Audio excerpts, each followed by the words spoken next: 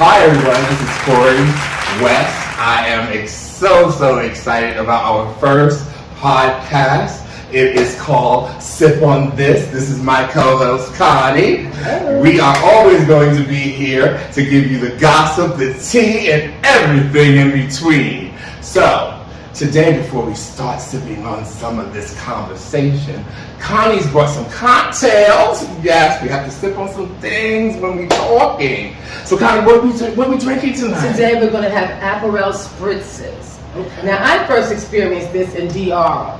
Delicious, delightful, light, fluffy. I know that's a weird word for a cocktail, but it's fluffy. Okay. And I think everyone would enjoy it. All right, so what do? We have to do first. All right, so then we put some ice in the glass. Oh, we gotta get ice. Oh, boy. Yeah, we need ice. We need ice. Sorry, guys, this is real live stuff. That's okay, So we'll be right back. with you. So while we're waiting for him, the first thing, like I said, we need ice. And after the ice, it's the Aperol. The perfect Aperol Spritzer is ice, Aperol, and then Prosecco. So he's here with the All ice. right, I'm back. See? Yes. It's the ice. Okay. You have to do it fabulous. Oh, there it is. Is that enough? A little more. Yes, please. Okay. Okay. So first, what's in that first? First, the Aperol, as I explained. Okay, we put the I can't open Aperol. the Okay, Aperol. so we put that in there. Oh, I must have been. Oh, goodness. Wow, this is tight. Tight is what we're going to talk about. Okay, so you pour that. Okay. This looks. Wow. Blow out. That's how you celebrate. Yes. And it's the perfect word. Blow out. So how much do I put in? Put a little bit more. Keep going. I like mine to be okay. Because of course we're going to have refills. Now you'll have to take a minute to get that floor, won't you? Jeez, we'll get it in a little. Okay. So, I'm going to step away for a few minutes. Yes, because he must get this floor. Believe me, in this studio we don't want no mess. And we don't want no mess with you guys are either. So he's getting it up. That's another word we'll be talking about. Getting it up. Blow out and getting up. Everything that's happened in the very beginning is a little bit about the topic we're going to be having. Right, so cheers. Cheers, darling. Cheers. Well, this is our first podcast. It's called Sip on This. So sip on this. Cheers, everyone. Tasty. Fabulous. So, what's it called again, Connie? Aperol Spritz. Aperol Spritz. So you need Aperol. And Connie has Prosecco cupcake. That's one I of my like favorites. Cupcake. Cupcake is a very good brand and pretty reasonable as well. And I like the way it tastes. It tastes good. You'll like it. So Connie, let's talk. So I've been talking to a friend of mine who was having some, relationship issues and things like that, and was asking me how important is sex in a relationship, and I wanted to get your feedback on it. Well, let's be honest. Sex is very important. Really? Because you know what? That's the first thing people see when they see each other. It's a physical attraction, generally. You know, it's not like nobody's ugly. We're all beautiful. So don't ever let anybody say, oh, so-and-so is ugly, because they're not. It's just a physical attraction you have to someone. Someone has to you. So when it's that attraction, automatically the mind, the body reacts to like, wonder how that be. So, but as time goes on and you're in a relationship, it shouldn't be all that important. Nobody wants a relationship that's just based on sex. But I think that the most important thing is keep the fire burning. Well, then Get that freak on. I agree. Now, I love sex. Sex keeps me in trouble. Well, but my thing is, being a gay man, sex is often the first line of attraction, the first line of attack. It is. It is. So I find, to develop a relationship after that, it's kind of always tell people we do it backward. We have sex first, and then we maybe like each other and start hanging out, and then it develops into a relationship. Hopefully. I haven't had any luck. But anyway. Wait on it. Wait on it. Yes. But I find that to be a problem if you want a real solid relationship. I mean, I wonder, being a heterosexual woman, is that different? Well, you know what? It's a funny thing, which I just came across this, is that Steve Harvey, when he came out with that 90-day rule. Okay. And a lot of people decided, yes, I'm going to try that. Because, I mean, you know, you meet somebody, you like them, you know, you're all attracted to them, but why just rush into the bed, especially these days or any days? You know, you don't want to catch nothing that you can't get rid of. Right, exactly. You know, or something that you can't eat. Yeah. Right. Okay? So, I didn't say maybe the 90 days is not a bad idea, but it may not be for everybody. Because, like a young man told me, life is short, we're here for a good time, not a long time.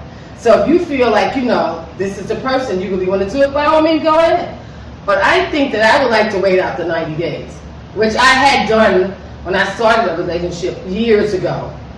I tried that, but there was other things, the kissing, the romancing, the holding hands, and one song I really loved was like the Good Night Kisses. These apples by Charlie Wilson. Oh, I got it. Really okay. good. So I'm saying, you know, it's up to the individual. But I still think if you really want somebody with a foundation, and you see something in that person, then wait a while. Okay. No, I mean, my thing is waiting a while. I agree. But like for yourself, you have a busy schedule. I have a busy schedule. That's good. 90 days might be too long. Like it might take 90 days might turn into 6 months Right. if we That's really true. talking That's true. about schedules. That's you true. know. That's true. So let's quantify it in like dates. Like sometimes 3 dates, 2 dates. Like when should Well, let's just get to the point. Right. If you feel it, do it.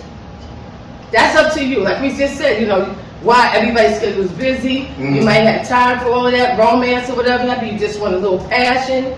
You know, then by all means, don't wait. Be safe, but be safe about it. Safe sex is another important thing. Right, I agree. Because there's been some situations where, oh, I don't want to use no condom. Oh, no, baby, I can't.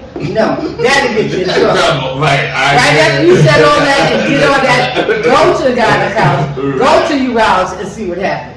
So be safe. No, you know, I agree. there's a lot of things you don't know about this person. They don't know a lot about you. You know, Right. so you just want to have a good time. So let's talk about even inviting someone to your home. When do you even do that? Because like you just said, you don't know the person. And you know, I've had bad instances where I met the person and they were kind of cuckoo and they were in my house. Yeah. Do you go to a help hotel? But what does that disqualify it as a relationship? Like if you it's not a relationship because you're all just meeting, you're starting up, and you may be sexually attracted to each other. And maybe, here's the thing: if you only got the money for the hotel, neither one of you may not be to be together. Right, of course. I agree. Come on, so I don't think you should invite anybody right back to your house. No, people do it all the time, but in this day and age, it's safety, it's your well-being. You don't know what the Jekyll and Mr. Hyde, Jekyll and Mrs. Hyde. You don't know, so you really should just not go right back to listen. Things get that hot, do it in the car. And that's it. And that's it. Well, you know, I then, because I used to write about dating, and I've written about dating for many, many years, and they would say, somebody asked me, well, what if my partner's sexual drive is different than mine? I then said, well, first, don't assume that they're not attracted to you anymore, because now as I've gotten older, it could be medicine, it could be other things going on, lifestyle conditions, certain things that might need medical attention. So I always say that yes, sex is important, but then at a certain point in relationships as they develop, you might have health issues that you need to support the person through. Right. You've experienced that. How did you handle stuff like that? Well, you know what? You don't mind working with your partner or the person that you're with. if you have hypertension, you're taking hypertension medicine, it's going to cause a problem. You're not going to be this man of steel you used to be, you know, because that's what it does. I'm not quite sure what it does with women, so nobody quote me. But you know, I'm sure it has some type of effect on you. But you work with each other. It's always a way to get that passion across. A little pat, a little tap, a little a little dab. It can be done, so you don't have to give up and make start. But there's other things you guys can do together. So what's your take? You know, sometimes just a touch. You know, so your partner goes past you, you may be going to the bathroom or the kitchen, and just that gentle touch, you know, kind of like sends a spark. So it doesn't have to end or even slow down. It has to be something you work on. Now, say for instance, now we had talked about that 90 days of just meeting someone, right? And you said do it. I said do it. Yeah, if you're feeling it. Okay, so I'm feeling it, but might be interested in having a relationship. Should I be having that conversation before I have the sex?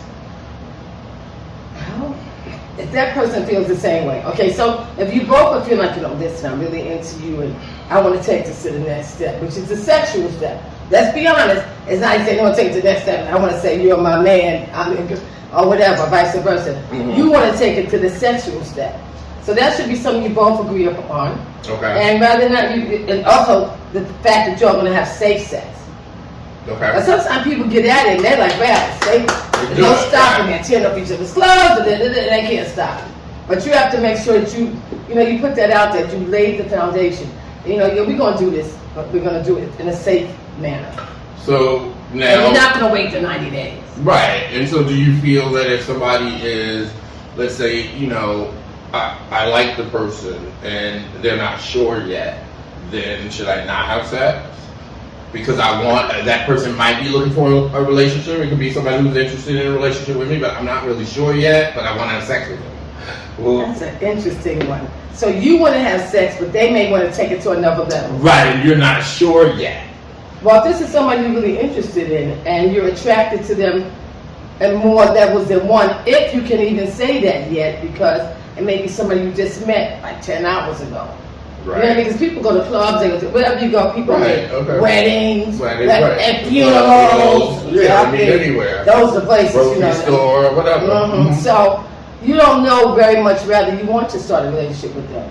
But if they seem like they're not really ready to get into the bed, I think you should slow down. Slow down. Okay. I mean, give it a week. But again, I mean, the basis of our conversation is how important is sex, and like you said, it's important. But if I'm jumping into bed with someone so early on, does it distort the development of a relationship? It can, and it cannot. See, that's just it. That's what right. So what? So what's the gamble? What's the right? And then you don't. Right then and there, there's so much you don't know about this person. So if you want to take it from, suppose this person has another person, either dating, married, living. You don't know that person's situation if you didn't take time to find out. You got to take time to find out about this person if you wanted to go on to another level besides sex. But if you just want it to be sex, then by all means, let it just be sex. I mean, people do that all the time because they have busy schedules and all they want to do is like just come on over. Right. This is what we're doing. A few drinks, we in the bed, we out the bed. A few drinks, we in the bed. Then that's how you want it, and if it works for you, then that's fine. Right. So I mean, when you now talking about sex and the development of relationships, do you feel that like sex toys, because gay men put that, some are into it and they bring that into the relationships fairly early. I feel that, and gay women as well. So a lot of people, even straight, and straight couples too. Right. I don't think it's a one group is all groups, but I find that bringing sex toys early in a relationship, it's kind of weird for me. And I think it would be weird for me too. Because I feel like we should be together, that's something that's way down the road. When we try to get bored with each other, when you want to heighten something or you want to bring something new to the bed, That's when you. But when you first start out, it should be about me and you. We should be able to do that for each other. Right. You don't need it like that. That should be whatever's coming up between us is passion, is being, is bond. We supposed to be able to give this to each other without adding a toy. If that's the case, we don't need each other. That's some toys, you know. Right. Exactly. So I think that's something you can wait on. But that's, once again, that's up to the individual. I'm just saying the statement how I feel about it. Okay. Yeah. I mean, and obviously everybody, you know, these are our opinions. We are Only our opinions. Only our opinions. Everybody is has, like my mother said, everybody has an asshole. Like they have an opinion. Everyone has one.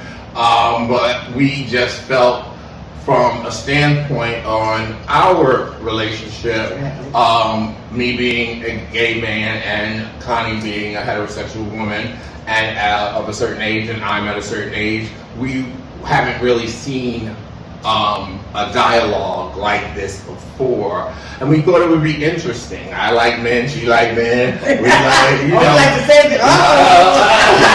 That's it for that. I don't know if we go the same places, but it depends. It's okay. But you know, we talk about life and things of that nature, so we thought it would be quite interesting to just have these open dialogues. So as we move forward in our podcast, we're going to be asking our audience to send in questions that you would like us to tackle, because we really want to hear what you have to say and really give you some inspiration and motivation and just some ideas. So sometimes we don't have friends to talk to, right. And we wanted to give everyone an idea or just a platform where we can have honest conversation. Yes. So we're here for you. So we want to say thank you for stopping in on Sip on This. And remember, we're always here to serve you gossip, tea, and everything in between. We hope to see you next time. And this is Connie and Corey. We appreciate you. Take care. See ya.